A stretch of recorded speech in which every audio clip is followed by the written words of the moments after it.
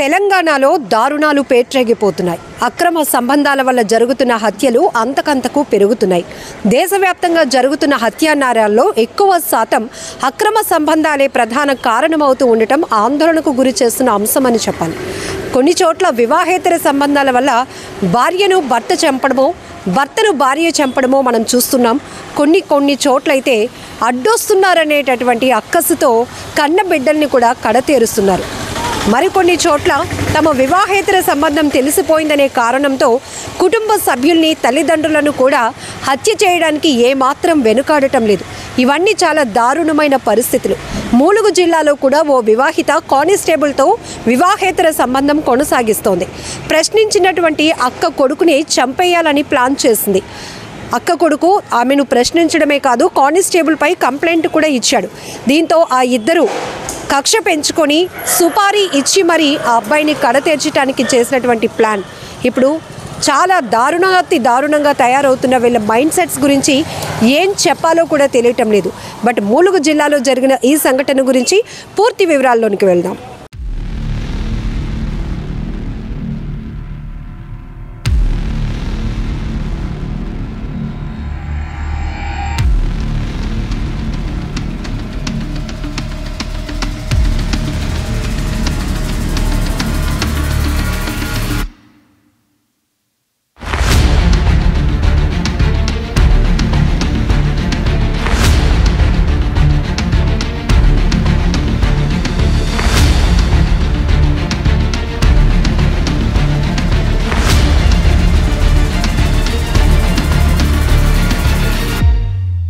ములుగు జిల్లా వెంకటాపురానికి చెందిన చిడెం సాయి ప్రకాష్ అనే యువకుడి అదృశ్యం విషాదాంతమైంది.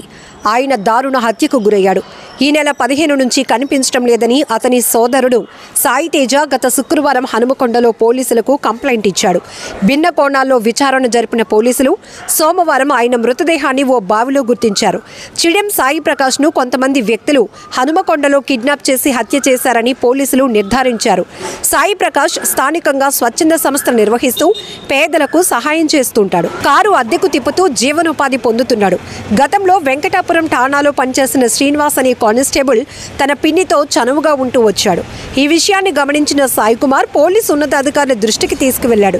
దీంతో విచారణ చేపట్టిన ఉన్నతాధికారులు నిజమని తేలటంతో ఆ కానిస్టేబుల్ను సస్పెండ్ చేశారు. దీంతో తమ మధ్య అక్రమ సంబంధానికి అడ్డు రావటమే కాక తన ఉద్యోగం పోవటానికి కారణమయ్యాడని సాయి ప్రకాష్ పై కక్ష పెంచుకున్నాడు కానిస్టేబుల్ శ్రీనివాస్. అతనితో పాటు సొంత పిన్ని నిర్మల కూడా సాయి ప్రకాష్ పై కోపంగానే ఉంది. ఎలాగైనా సాయి ప్రకాష్ ను అడ్డు తొలగించుకోవాలని ఇద్దరు కుట్ర పన్నారు. సాయి ప్రకాష్ ను హత్య చేసేందుకు ఇరువురు పలుమార్లు రెక్కీ కూడా చేశారు, కానీ కుదరలేదు.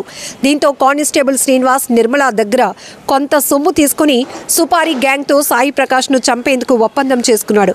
అందులో భాగంగానే అనారోగ్యంతో ఉన్న తన బంధువులను సాయి ప్రకాష్ తన కారులో హనుమకొండలోని ప్రైవేట్ హాస్పిటల్లో చేర్పించి తిరిగి వెళ్లే సమయంలో సుపారీ గ్యాంగ్ సాయి ప్రకాష్ ను కిడ్నాప్ చేశారు. ములుగు రోడ్డు వద్ద ఓ వైన్స్ దుకాణం దాటిన వెంటనే కొందరు ఆటోతో కారును ఢీకొట్టారు. సాయి కుమార్ దిగిన వెంటనే ఆయన్ను ఇద్దరు వ్యక్తులు బలవంతంగా ఆటో వెనుక సీట్లోకి నెట్టి అక్కడి నుంచి జిల్లాను దాటించి హత్య చేసి మృతదేహాన్ని ఓ పాడుబడ్డ బావిలో పడేశారు. స్వతహాగా కానిస్టేబుల్ అయిన శ్రీనివాస్ డైరెక్షన్లో ఎలాంటి క్లూ దొరకకుండా జాగ్రత్త పడ్డారు. సాయి ప్రకాష్ సెల్ ఫోన్ను ఆన్లోనే ఉంచి ఆంధ్ర వైపు వెళ్లే ట్రైన్లో పడేశారు. దీంతో Sai Prakash cell phone signal ఆధారంగా కేసును తప్పుదోవ పట్టించాలని చూశాడు. అయితే అదృశ్యం కేసు వారం రోజుల నుంచి కొలిక్కి రాకపోవడంతో ఏసీపీ స్థాయి అధికారి నేతృత్వంలో పోలీసులు ఆధునిక సాంకేతిక పరిజ్ఞానం ఉపయోగించి కేసు చేశారు.